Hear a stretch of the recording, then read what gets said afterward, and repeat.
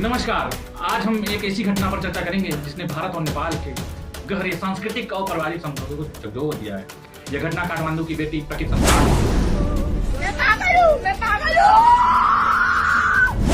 दुखद मृत्यु से संबंधित, जो कि IIT विश्वविद्यालय की भुवनेश्वर में CS की तीसरे वर्ष की छात्रा थी। कल्पना कीजिए कि एक होनहार छात्र अपने सपनों को साकार करने के लिए एक अपने देश से दूर एक नए देश में आता है, लेकिन एक दिन अपने छात्रावास के कमरे में मृत पाई जाती है।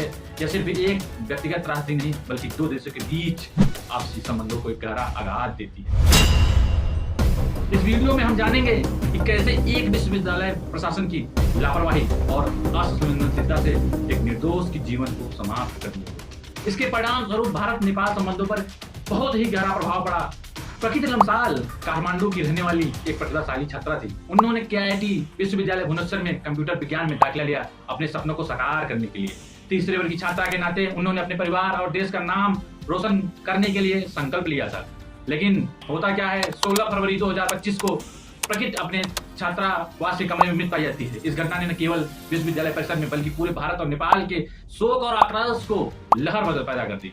प्रारंभिक रिपोर्टों के अनुसार यह आत्महत्या का मामला माना जा रहा है, लेकिन इसके पीछे कारणों पर अभी भी सवाल उठे हैं। राज्य स्थित Kalinga Institute of Industrial Technology KIIT में अध्ययनरत छात्रा प्रकृति लम्साल को रहस्यमय मृत्यु को विषयले इस दुखद घटना के बाद KIIT विश्वविद्यालय प्रशासन ने सभी नेपाली छात्रों को परिसर खाली करने का आदेश दे दिया, जिससे वे असहाय और निराश्रित हो गए। और निर्णय न केवल अमानवीय था, बल्कि दोनों देशों के बीच संबंधों पर भी नकारात्मक प्रभाव डालने वाला था।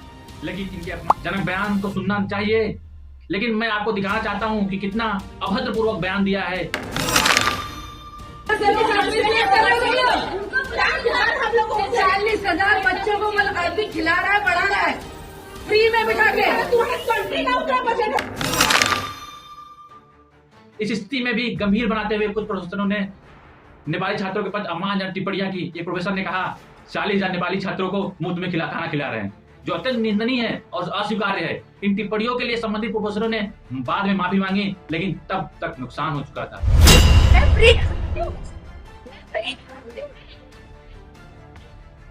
नेपाल के विदेश मंत्री अर्जुन राणा देवबा ने इस मामले को निष्पक्ष जांच की मांग की है। उन्होंने स्पष्ट किया है कि इस घटना ने नेपाली लोगों की भावनाओं को गहराई से आहत किया है और न्याय की आवश्यकता है। इस विषय में सत्य तथ्य छानबिन गरी यथार्थ अवस्था पहिचान गरी निज छात्रलाई उचित न्याय प्रदान गर्न यथाशीघ्र गंभीर रूपमा कूटनैतिक पहल गर्न नेपाल सरकारको ध्यान आकर्षण गराउँछु।